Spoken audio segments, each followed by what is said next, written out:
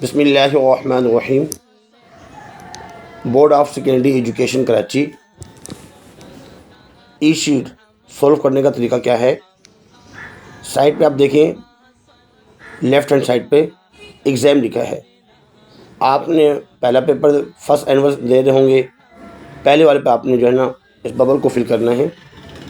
और क्लास में अगर 9 क्लास है एसएससी पार्ट 1,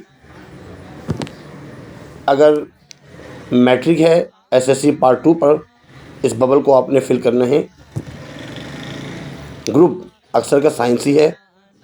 कुछ ऐसे हैं जो आर्ट्स ग्रुप का दे रहे हैं पेपर, वो नीचे जो है इसको फिल करेंगे। ऐसे डेट लिखनी है यहाँ पे। फिर नीचे सब्जेक्ट में केमिस्ट्री या फिजिक्स लिखनी है। नेम ऑफ एग्ज़ाम सेंटर, जहाँ पे आपका बोर्ड पड़ा है, सेंटर पड़ा है, स्कूल का नाम लिखेंगे।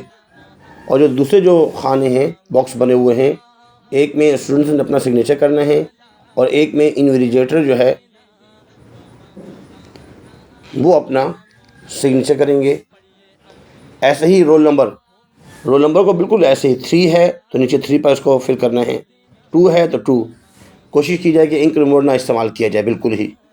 बाल पेन इस्तेमाल हो ब्लैक तो ज़्यादा अच्छा है, साफ़ सुथरा हो तो बहुत अच्छे अंदाज में इसको जो है फिल करना है।